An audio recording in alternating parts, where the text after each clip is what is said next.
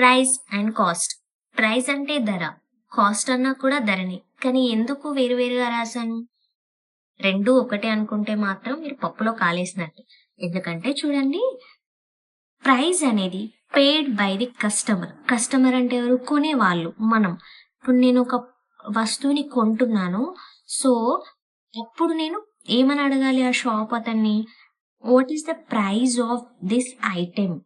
అంటే నేను కొంటున్నా కాబట్టి amount paid by the customer, కొనే వాళ్ళు పే చేస్తున్నారు కాబట్టి అప్పుడు ప్రైజ్ అనాలి.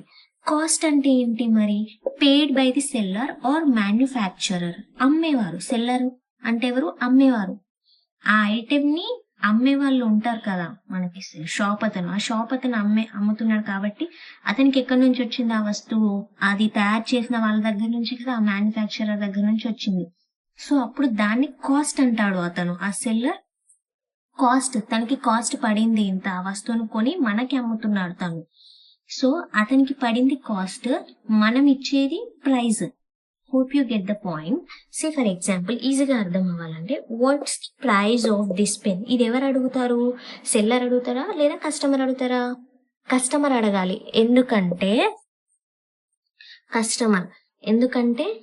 మనం ఆ పెన్ని కొంటున్నాం అంటే ఆ మనీ మన చేత పే చేయబడుతుంది. పేడ్ బై ది కస్టమర్ కాబట్టి ప్రైస్ యూస్ చేశాను నేను.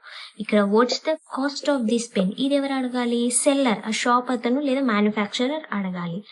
ఓకే.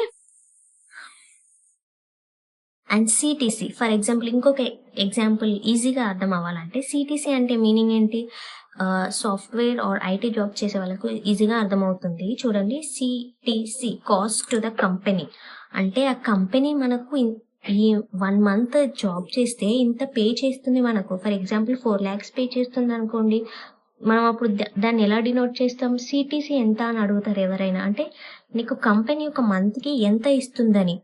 కంపెనీ అంటే ఎవరు? ఓనరే కదా కంపెనీ, లేదా ఆ ఓనర్ పే చేసేదాన్ని. ఇక్కడ ఓనర్ అంటే కూడా ఇందాక చెప్పినా కదా, సెల్లర్, అమ్మేవాడు కదా, అమ్మేవాడు. ఓనర్ కూడా అమ్మేవాడి కిందనే వస్తుంది కదా. అంటే తన జాబ్ ని ఇచ్చి తను డబ్బులు ఇచ్చి